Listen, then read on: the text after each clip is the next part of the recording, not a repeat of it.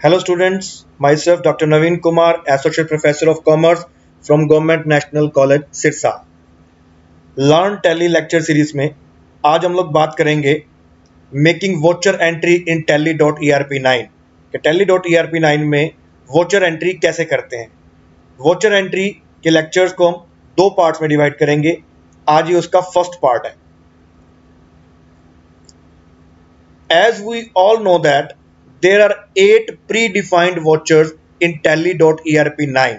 Accounting vouchers की अगर बात करें तो हम सब जानते हैं कि 8 तरह के वोचर्स होते हैं अकाउंटिंग के अंदर, जो टैली के अंदर प्री डिफाइंड है, जो पहले से ही क्रिएट किए जा चुके हैं। हम और भी अपने हिसाब से क्रिएट कर सकते हैं, बट जो प्री डिफाइंड है वो 8 होते हैं, 8 होते हैं।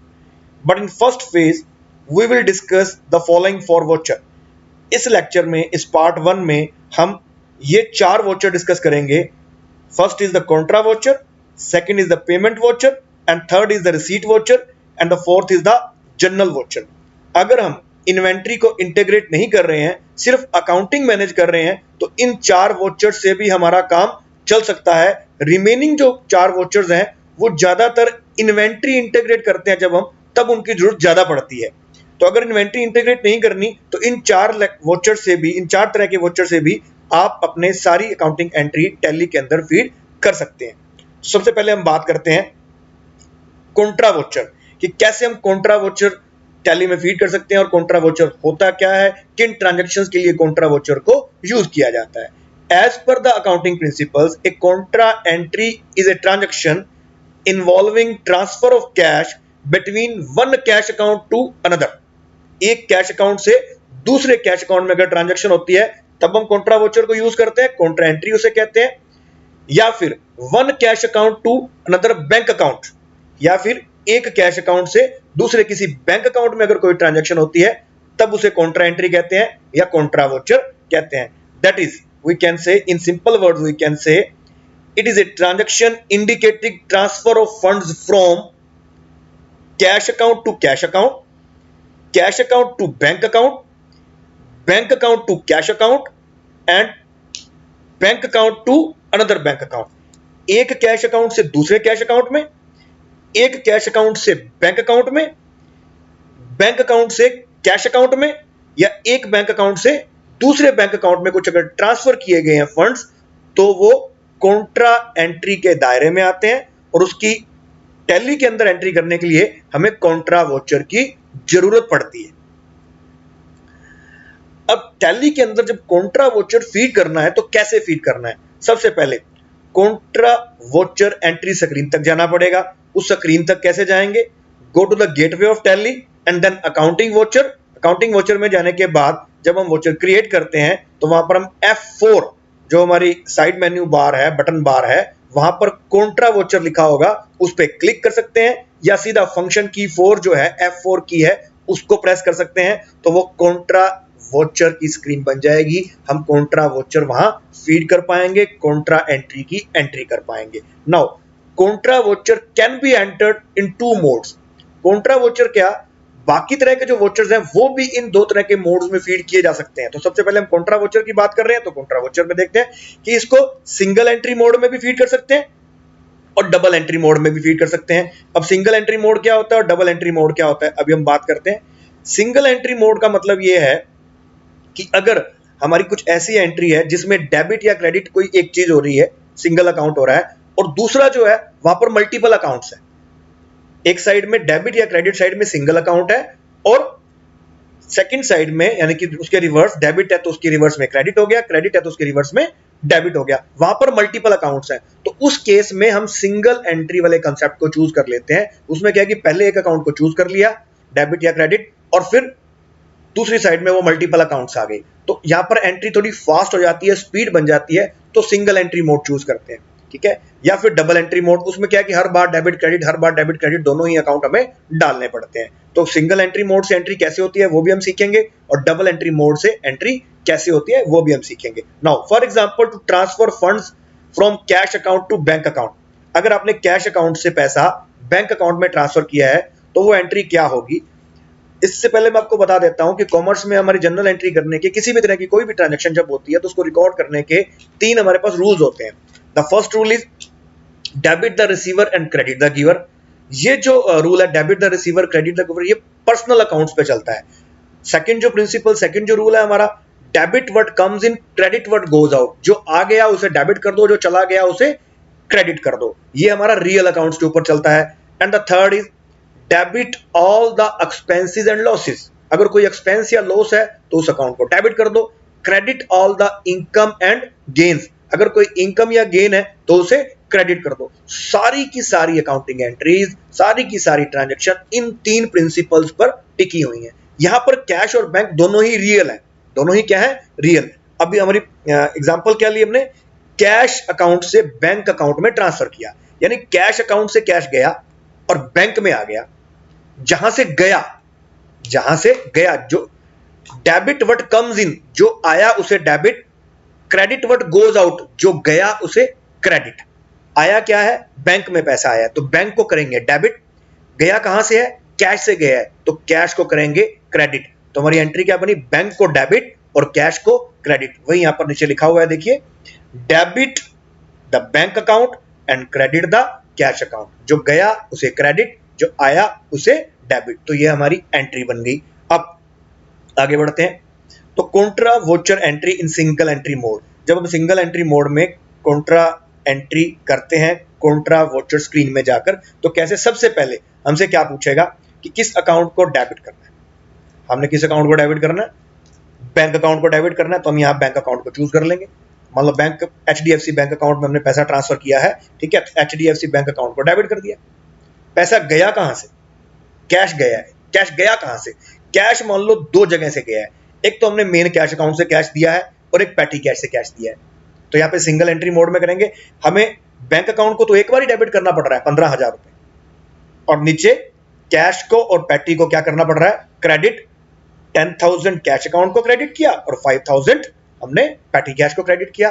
तो सिंगल एंट्री मोड में हमें तीन यहाँ पे ट्रांजैक्शन करनी पड़ी। HDFC अकाउंट लिखना पड़ा, दूसरा कैश लिखना पड़ा और तीसरा पैटी कैश। अगर डबल एंट्री मोड होता, अगर ये कौन सा मोड होता, डबल एंट्री, तो हमें क्या करना पड़ता, पहले HDFC अकाउंट को डेबिट करते, फिर कैश अकाउंट को क्रेडिट करते, पैटी कैश को क्रेडिट करते। तो हर बार debit credit debit credit debit credit करना पड़ता है हर बार, ठीक है। तो डबल एंट्री मोड में हमें हमारी जो एनर्जी है, हमारा जो टाइम कंज्यूमिंग है वो ज्यादा होता है, समय ज्यादा लगता है, और सिंगल एंट्री मोड में समय कम लगता है, एंट्री फास्ट हो जाती है। अभी आगे करते हैं बात डबल एंट्री मोड में क्या होगा। ये सिंगल एंट्री मोड में हमने एंट्री की, HDFC अकाउंट को डेबिट कर दिया और जो कैश 10,000 से क्रेडिट कर दिया और पेटी कैश 5,000 से क्रेडिट कर दिया। और नीचे नरेशन की जगह भी है, ठीक है। कॉमर्स वाले समझते हैं कि नरेशन में क्या है कि इसकी डिटेल लिखनी है, ठीक है। Being cash deposited into HDFC account, ये हमारी नरेशन बन जाएगी। नरेशन टाइप कर देंगे, being cash deposited into HDFC account. अब आगे बात करते हैं कि जब हमने ये एंट्री को सेव करने जाते हैं तो उससे पहले हमसे पूछता है कि आपने जो पैसा जमा कराया है वो कैश मोड में कराया है, जी कैश में कराया है, तो वहां पे कैश में लिख देंगे। अगर ATM से निकलवा के पैसा करवाया है तो वो आ जाएगा चेक दिया है। तो इस तरह की डिफरेंट हमारे पास ऑप्शंस अवेलेबल रहती है कि ट्रांजैक्शन टाइप क्या है, ठीक है। यहाँ पे कैश चूज किया था तो कैश ट्रांजैक्शन टाइप थी, वो भर दिया। अगर किसी चेक के थ्रू या कोई और इलेक्ट्रॉनिक ट्रांसफर कर रहे हैं, बैंक टू बैंक है, तो डिफरेंट ऑप्शंस हमारे पास आ जाती हैं। यहाँ पर कैश था तो कैश की ऑप्शन हमारे पास अवेलेबल है कि ट्रांजैक्शन जो है वो कैश थी। इसके बाद जैसे ही हमने ट्रांजैक्शन ये चूज की, और अगर हमारी सेटिंग्स हम लास्ट लेक्चर में कर चुके हैं कॉन्फ़िगरेशन के अंदर, ठीक है। सेटिंग्स में अगर ये देखिए यहाँ पर show cash denomination detail, yes, अगर ये यस है तो आपसे कैश डिनोमिनेशन डिटेल भी मांगेगा। When the cash is selected as transaction type, you can specify the cash denomination for the transaction in the voucher entry screen. If the option shows cash denomination detail, अगर आप वो भर देते हो, set to yes, अगर यहाँ पर yes था तो डिटेल आप भर देते हो। अगर आप यहाँ पे इसको नो कर देते हो तो आपको भरने की जरूरत नहीं पड़ेगी। कैसे भरते हैं वो देखते हैं। ये देखिए, अगर वहां पर बाय डिफॉल्ट यस होता है पहले और आपने उसको नो नहीं किया है तो आपसे कैश डिनोमिनेशन मांगेगा। तो इस तरह से कैश डिनोमिनेशन भरनी पड़ेगी कि 2,000 के 5 नोट थे, 10,000 रुपए, 1,000 के 5,000, जो भी डिनोमिनेशन है हमारी, वो डिनोमिनेशन हमें यहाँ भरनी पड़ेगी, ठीक है। वो यहाँ भर देंगे। और भरने के बाद ये काम क्या आती है, अगर हम कॉन्ट्रा एंड वोचर जो है उसकी प्रिंटिंग को यस कर रखा है तो ये पेमेंट स्लिप हमें प्रिंट करके दे देगा। आप बैंक में जाइए और ये स्लिप दे दीजिए, आपको वहां भरनी नहीं पड़ेगी। उसका फॉर्मेटिंग कर सकते हैं आप, अपने हिसाब से कस्टमाइज कर सकते हैं जैसा बैंक में चलता है, ठीक है, उसके हिसाब से आपको हेल्प मिलेगी। आप पहले से ही हाथ से भरने की बजाय प्रिंटर से प्रिंट निकल जाएगा आपकी इस कैश डिपॉजिट स्लिप का। ठीक है, तो ये बेनिफिट मिलता है हमें कैश डिनोमिनेशन की स्क्रीन को। यस, अगर आप प्रिंटिंग लेते हो कॉन्ट्रा वाउचर की तो आप इसको यस रखिए, अदरवाइज उसको कॉन्फ़िगरेशन में जाकर नो कर दीजिए, तो आपसे ये डिटेल नहीं मांगेगा। ठीक है, और यहाँ पे डिफरेंस का कॉलम, हम समझते हैं कि डिफरेंस का कॉलम का मतलब कई बार क्या होता है कि हम पैसा तो कम जमा कराना चाहते हैं बट नोट हमारे पास ज्यादा है, तो हमें वहां से वापस लेने हैं, तो वहां डिफरेंस आ जाएगा। फॉर एग्जाम्पल जमा कराने हैं 1990 रुपए और 2000 का नोट हम भेज रहे हैं जमा कराने के लिए, तो यहाँ पर हम 2000 का लिखेंगे, 2000 का एक नोट, और डिपॉजिट कितने करवाने हैं 1990, और डिफरेंस कितना है 10 का, यानी कि 10 रिटर्न लेने हैं। ठीक है, तो इस तरह से यहाँ डिफरेंस का कंसेप्ट रहता है। आगे बढ़ते हैं। अब इसका फायदा क्या है सिंगल एंट्री मोड में, आपसे पहले भी डिस्कस कर चुका हूं कि फास्टर एंट्री करने के काम आता है, स्पीड से एंट्री होती है, क्योंकि एक पर्टिकुलर अकाउंट एक बार ही डेबिट या क्रेडिट होता है, बार बार उसे डेबिट या क्रेडिट नहीं करना पड़ता। ठीक है, और where there is a single debit और मल्टीपल क्रेडिट्स, ये भी आपको बताया कि एक सिंगल डेबिट है और मल्टीपल क्रेडिट्स है, तो आपको इसमें एंट्री फास्ट हो जाएगी, तब हमें सिंगल एंट्री मोड चूज करना चाहिए। देखिए Contra voucher entry in double entry mode, अगर डबल एंट्री मोड में करते हैं तो आपको हर एंट्री के लिए डेबिट क्रेडिट करना पड़ता है। ठीक है, एचडीएफसी अकाउंट को हम क्रेडिट डेबिट कर रहे हैं और फिर 1 बाय 1 कैश, ऊपर कुछ भी नहीं पूछेगा, बाय डिफॉल्ट कौन से अकाउंट में करनी है वो नहीं पूछेगा, यहाँ हर बार बताना पड़ेगा कि कौन से को डेबिट करना है और कौन से को क्रेडिट करना है, और नीचे टोटल को टैली करना पड़ेगा डेबिट और क्रेडिट के। ये डबल एंट्री मोड है वोचर एंट्री करने का। ठीक है, आप सिंगल एंट्री मोड में भी कर सकते हो और डबल एंट्री मोड में भी एंट्री कर सकते हो। इसमें भी डबल एंट्री मोड हो चाहे सिंगल एंट्री मोड हो, आपसे ट्रांजैक्शन टाइप पूछेगा, वहां हम कैश चूज करेंगे तो अभी हमसे डिनोमिनेशन पूछेगा, अगर डिनोमिनेशन को यस कर रखा है तो यहाँ पे हमें डिनोमिनेशन भरनी पड़ेगी। बिल्कुल उसी तरह से वही चीजें पूछेगा जो सिंगल एंट्री मोड में पूछी थी, वही चीजें डबल एंट्री मोड में पूछेगा in case of Contra voucher. ये हमने बात की कॉन्ट्रा वोचर की, एक कैश अकाउंट से दूसरे कैश अकाउंट में जमा करा रहे हैं। अब आप अगर कंफ्यूजन क्रिएट हो रही हो कि एक कैश अकाउंट से दूसरे कैश अकाउंट का क्या मतलब, हाँ बैंक अकाउंट तो अलग अलग बैंक में हो सकते हैं, तो कैश के अलग अलग अकाउंट कैसे, बिल्कुल हो सकते हैं कैश के अलग अलग। जैसे अभी हमने बात की कैश था और एक पेटी कैश था, इसके अलावा हो सकता है कि आपके कैश के काउंटर अलग अलग हो, cash counter number 1, cash counter number 2, cash counter number 3, तो उनके अकाउंट भी अलग अलग होंगे। Cash account number 1, cash account number 2 वो उनके काउंटर के हिसाब से हो जाएंगे। अगर आपकी डिफरेंट ब्रांचेज है, अलग अलग जगह पे आपने वो ऐसे ब्रांच या कोई कंसेप्ट बना रखे हैं, तो उनके हिसाब से कैश जो है, कैश अकाउंट आपके अलग अलग हो सकते हैं। ठीक है ना, तो ये कैश अकाउंट भी मल्टीपल हो सकते हैं, जैसे बैंक अकाउंट मल्टीपल होते हैं। ठीक है, तो वो बात थी कॉन्ट्रा वोचर्स की। कॉन्ट्रा वोचर में cash to cash, cash to bank, bank to cash और बैंक टू बैंक की जो ट्रांजैक्शंस होती हैं वो सारी कॉन्ट्रा वोचर में कवर की जाती हैं। अब बात करते हैं पेमेंट वोचर की। Payment voucher is used to record all bank and cash payments, चाहे आप बैंक से पेमेंट कर रहे हैं चाहे आप कैश से पेमेंट कर रहे हैं, उसके लिए अगर आपको कोई ट्रांजैक्शन की है और एंट्री करनी है टैली में, तो कौन सा वोचर चूज करेंगे, पेमेंट वोचर चूज करेंगे। फॉर एग्जांपल एक company settles a creditor bill by cheque, अब कंपनी ने अपने किसी क्रेडिटर की सेटलमेंट कर दी उसको एक चेक देकर, तो ये कॉन्ट्रा वोचर में फीड नहीं होगा, ये जाकर कहां फीड होगा, पेमेंट वोचर में फीड होगा। कॉन्ट्रा वोचर में क्या था, बैंक और कैश के बीच में ट्रांजैक्शन, यहां पे ट्रांजैक्शन किसके बीच में, बैंक और हमारे क्रेडिटर के बीच में, बैंक और क्रेडिटर के बीच में, बैंक के थ्रू क्रेडिटर को पेमेंट की गई, तो ये पेमेंट वोचर का पार्ट है, ये पेमेंट वोचर में जाके एंट्री होगी, इसकी कॉन्ट्रा वोचर में एंट्री नहीं कर सकते हैं चाहे बैंक इन्वॉल्व है।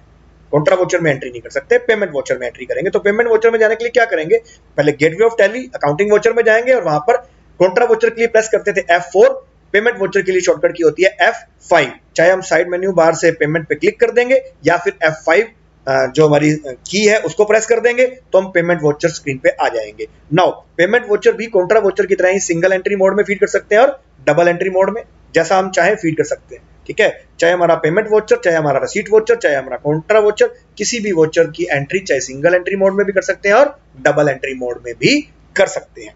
उसकी कॉन्फ़िगरेशन पे डिपेंड करेगा, वो कॉन्फ़िगरेशन आप F12 से कर सकते हैं। Now for example the company settles expenses of conveyance, staff welfare, postage and stationery through cash in one voucher.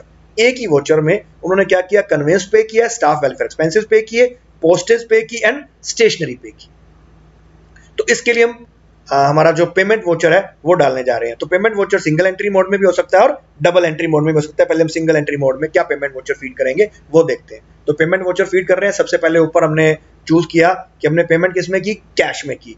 तो कैश लोकेशन ए अकाउंट हमारा बना हुआ था, उसको हमने चूज कर लिया, ठीक है। एंड अमाउंट अभी बताने की जरूरत नहीं है, अमाउंट पूछेगा भी नहीं, सिर्फ अकाउंट पूछेगा कि पेमेंट का मोड क्या था, बैंक था या कैश था। वो हमने बैंक या कैश जो मोड था वो वहां सेलेक्ट कर दिया नीचे।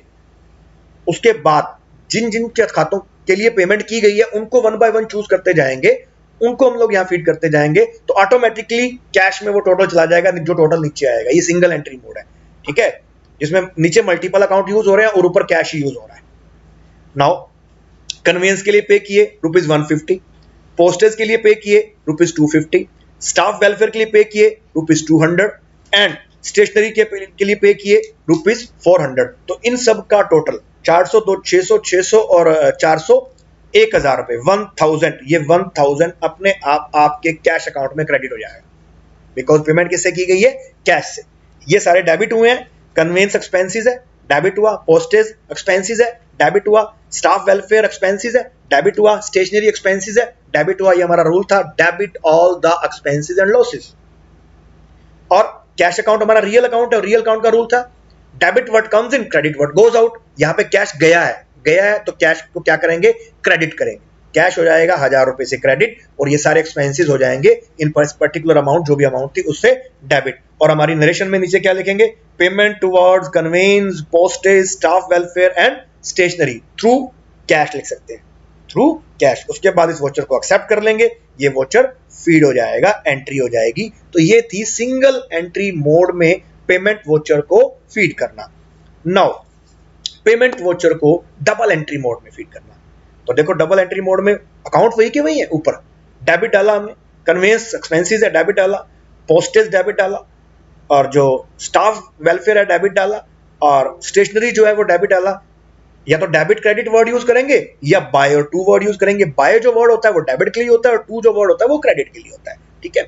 उसके बाद ये एंट्री यहाँ खत्म नहीं हुई, पिछले में तो क्या था कि एंट्री वहीं खत्म होगी, इसने अपने आप 1000 रुपए कैश अकाउंट में क्या कर दिए थे, क्रेडिट। बट यहाँ बताना पड़ेगा, तो आप मल्टीपल अकाउंट से अगर पैसा पे कर रहे हो तो आपको डबल एंट्री मोड चूज करना चाहिए। अगर सिंगल अकाउंट से ही पैसा पे कर रहे हो तो आपको सिंगल एंट्री मोड चूज करना चाहिए। वहां पर हमने एक कैश लोकेशन ए से जो है वो पेमेंट की थी, तो हमने सिंगल एंट्री मोड चूज कर लिया। यहाँ पर अगर कैश दो लोकेशन से या दो से ज्यादा लोकेशन से पे कर रहे हैं, ठीक है, एक चेक काट रहे हैं, एक साथ में कैश दे रहे हैं, या दो अलग अलग बैंक अकाउंट से चेक काट रहे हैं, तो सिंगल एंट्री मोड में एंट्री की बजाय डबल एंट्री मोड में उसकी एंट्री करेंगे। यहाँ पर देखिए कैश कहां से पे किया, 500 रुपए तो पे किए कैश लोकेशन ए से, और 500 रुपए पे किए कैश लोकेशन बी से।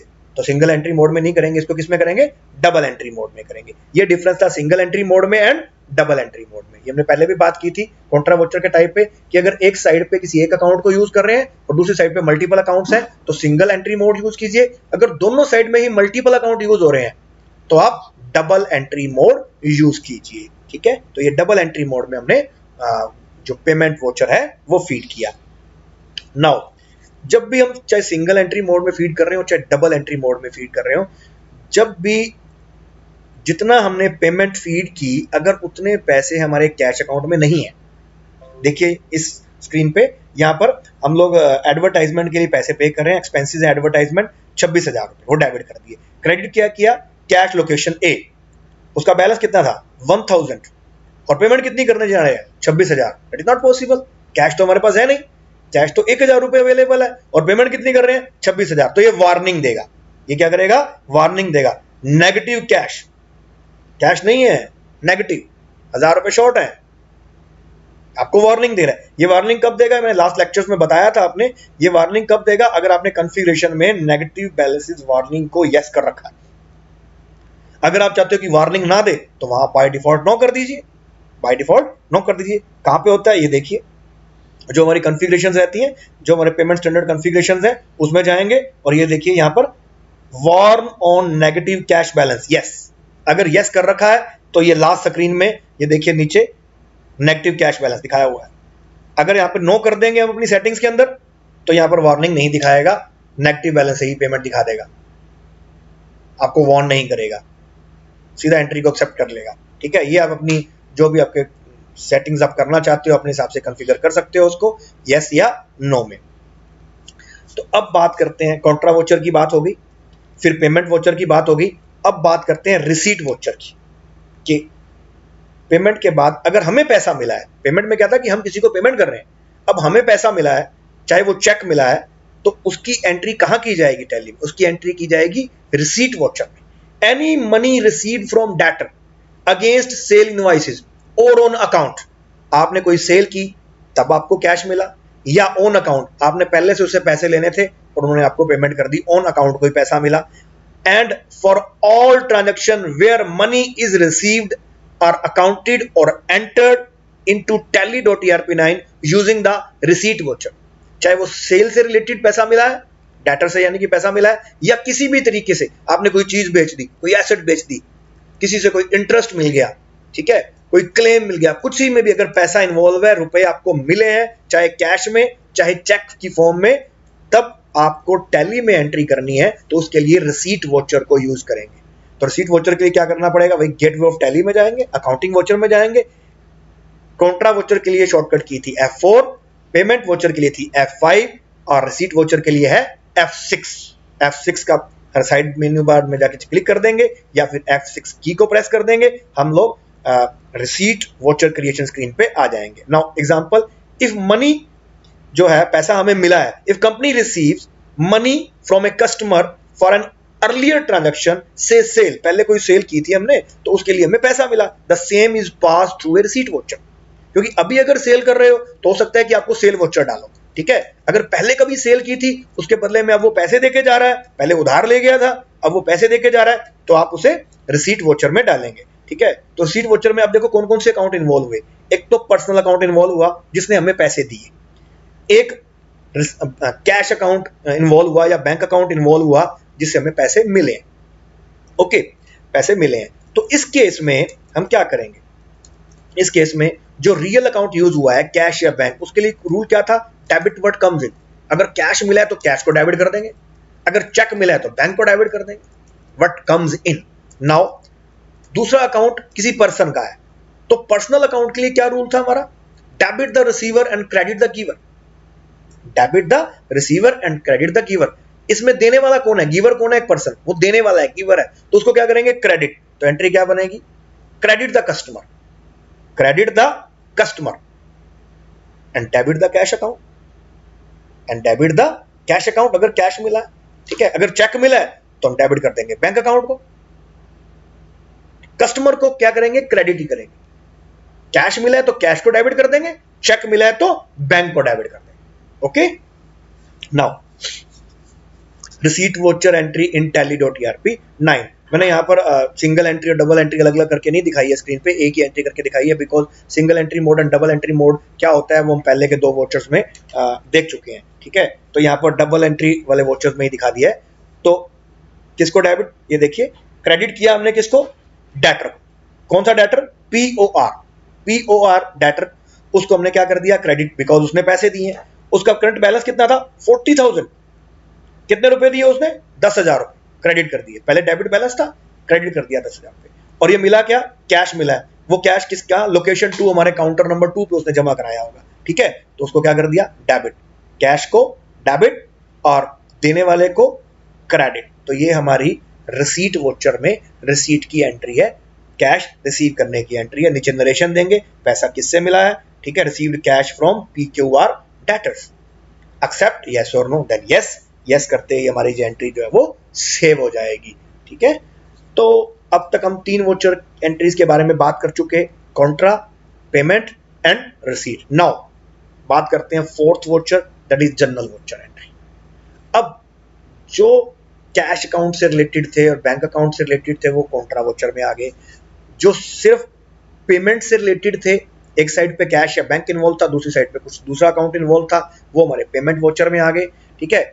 एक साइड पे कैश या बैंक आया था, दूसरी साइड पे पेमेंट देने वाले लोग थे, कहां से पैसा आया, किससे पैसा आया, तो वो हमारे रिसीट वॉचर में आ गए। अब जो बाकी रह गई ट्रांजेक्शंस, जो बाकी ट्रांजेक्शन रह जाती हैं, जो एडजस्टमेंट एंट्रीज रह जाती हैं या जिनमें कैश या बैंक इन्वॉल्व नहीं होता है, वो एंट्रीज रह जाती हैं, वो सारी की सारी पास की जाती हैं जनरल वॉचर के थ्रू टैली में, ठीक है। You will not record all kind of transaction by using general watcher, सारी की सारी जनरल वॉचर से नहीं करेंगे, कैश बैंक वाली तो अलग हो गई। In this voucher you can record adjustment entry, provisional entry, tax adjustment entry, entries except cash and bank. जो कैश एंड बैंक से एक्सेप्ट है, वो एंट्रीज सारी की सारी जनरल वोचर के थ्रू पास की जाएंगी। बट हाँ, एक बात है, अगर आप जनरल वोचर की सेटिंग में जाकर वहां पर कैश और बैंक एंट्रीज को यस कर देते हो, तो वो जो हमने कॉन्ट्रा में किया, जो हमने जनरल रिसीट वोचर में किया, जो पेमेंट में किया, वो यहाँ भी कर सकते हैं। तो जनरल वोचर ऐसा वोचर है जो सभी तरह की एंट्रीज को पास कर सकता है, बट उसके लिए पहले ऑप्शन को हमें ऑन करना पड़ेगा हमारी कॉन्फ़िगरेशन में जाकर, अदरवाइज एक्सेप्ट नहीं करेगा कैश और बैंक की एंट्रीज यहाँ। नाउ कुछ एंट्रीज की बात करते हैं जो जनरल वोचर में होती है, जैसे आउटस्टैंडिंग एक्सपेंसेस। कुछ एक्सपेंसेस आउटस्टैंडिंग है, अभी हमने पे नहीं किए, हमारा फाइनेंशियल ईयर एंड हो गया, हम रिपोर्टिंग करना चाहते हैं, तो वो एक्सपेंस तो है इस साल के, पेमेंट अभी की नहीं, तो वो जनरल वोचर में जाकर, कैश और बैंक तो इन्वॉल्व नहीं हुआ, पेमेंट की नहीं, तो वो जनरल वोचर में जाके फीड कर देंगे। जैसे टेलीफोन एक्सपेंसेस है, telephone expenses account debited, expense है तो debit, to telephone expenses payable, हमारी लायबिलिटी बन गई कि हमने देना है, तो उसको क्रेडिट कर देंगे 600। ओके, नाउ मान लो स्टेशनरी एक्सपेंसेस हैं, स्टेशनरी हम ले आए और वेंडर को भी पैसे दिए नहीं है, उधार ले आए, तो एंट्री करेंगे stationery expenses account debited to vendor, ये जनरल वोचर में ही जाएगी क्योंकि कैश अभी इन्वॉल्व नहीं है इसके अंदर। ठीक है, नाउ प्रीपेड एक्सपेंसेस, आपने एडवांस में पेमेंट दे दी, पहले ही साल का एंड आ गया, पहले से एडवांस में कोई पेमेंट दे दी है, तो खर्चा तो भी हुआ ही नहीं, एक्सपेंस तो भी मेटलाइज ही नहीं हुआ, पर आपने डेबिट कर दिया पहले उस पर्टिकुलर एक्सपेंस को, तो उस पर्टिकुलर एक्सपेंस को डेबिट नहीं करेंगे, एक प्रीपेड वर्ड यूज कर देंगे उसके लिए प्रीपेड। फॉर एग्जांपल हमने इंश्योरेंस पे कर रहे हैं, 6 महीने का इंश्योरेंस तो इसी करंट ईयर का है और 6 महीने का आने वाले साल का है जो पहले से पे कर रहे हैं, तो सारे का सारा इंश्योरेंस में नहीं डालेंगे, सारे का सारा इंश्योरेंस में नहीं डलेगा, 6 महीने का इंश्योरेंस में डलेगा और 6 महीने का प्रीपेड इंश्योरेंस में डलेगा। ठीक है, तो एंट्री क्या पास करेंगे, insurance account debited, prepaid insurance account debited and to vendor. ये तो 6 मंथ्स की एग्जांपल ली मैंने, it may be 4 months and 8 months, तो 4000 8000 हो जाएगा, जैसा भी स्पेसिफिक पीरियड है उसके अकॉर्डिंगली इसकी एडजस्टमेंट हो जाएगी। नाउ हमने कोई फिक्स एसेट परचेज की और अभी तक पेमेंट नहीं की है, उधार है, तो वो भी जनरल वोचर में ही फीड की जाएगी, furniture account debited to vendor, furniture account debited to vendor, ये एंट्री पास की जाएगी। ठीक है, अब ये एंट्रियां जनरल वोचर में हम कैसे फीड करते हैं, तो जनरल वोचर के लिए हमारे पास F7, चाहे तो F7 की प्रेस कर लेंगे या फिर हमारा जो साइड मेन्यू बार है जो यहाँ स्क्रीन पे आपको दिखाया हुआ है उस पर जनरल पे जाकर क्लिक कर देंगे तो हमारी जनरल वोचर क्रिएशन स्क्रीन हमारे सामने आ जाएगी। नाउ जनरल वोचर में कैसे फीड करते हैं, यहाँ कैश बैंक इन्वॉल्व नहीं है। जो डेप्रिसिएशन की बात अगर हम करें, डेप्रिसिएशन क्या होता है, हमारा एक्सपेंस होता है, तो डेप्रिसिएशन को क्या करेंगे, डेबिट, और डेप्रिसिएशन से एसेट की वैल्यू कम हो जाती है, एसेट की गिसावट हो जाती है, एसेट की वैल्यू कम हो जाती है, तो उस एसेट को कर देंगे क्रेडिट, ये हमारा अकाउंटिंग रूल है। ठीक है, अब फॉर एग्जांपल डेप्रिसिएशन लगा फर्नीचर पे और प्लांट एंड मशीनरी पे, फर्नीचर पे 1500 रुपए और प्लांट एंड मशीनरी पे 37,500 रुपए, तो टोटल डेप्रिसिएशन कितना हो गया, 39,000, तो टोटल डेप्रिसिएशन को डेबिट करेंगे 39,000 से, depreciation account debited by depreciation that is 39,000 and to credit कौन कौन से है, टू का मतलब क्रेडिट, फर्नीचर क्रेडिट किया 1500 रुपए से और प्लांट एंड मशीनरी को क्रेडिट किया 37,500 रुपए से, तो ये हमारी जनरल एंट्री बन गई है, depreciation account debited to furniture and to plant and machinery. ठीक है, इसी तरह से हमने कंप्यूटर का कुछ सामान खरीदा है या कंप्यूटर ही खरीदा, तो कंप्यूटर वेरिएबल्स को डेबिट कर देंगे, और खरीदा किससे, कंप्यूटर सॉल्यूशन से, उसको क्रेडिट कर देंगे, ये भी हमारी जनरल एंट्री है। Then next, okay, thank you इस लेक्चर के लिए। इस लेक्चर में हमने बात की कॉन्ट्रा वोचर, इस लेक्चर में हमने बात की payment voucher, receipt voucher and general voucher. अगर आप इन्वेंट्री को मैनेज नहीं कर रहे हो टैली में, तो इन 4 वोचर से आप सारी एंट्रीज फीड कर सकते हो। अगर इन्वेंट्री मैनेज कर रहे हो तो रिमेनिंग 4 जो वोचर बचे हैं उनकी भी हम बात करेंगे नेक्स्ट लेक्चर में। इस लेक्चर के लिए थैंक यू वेरी मच।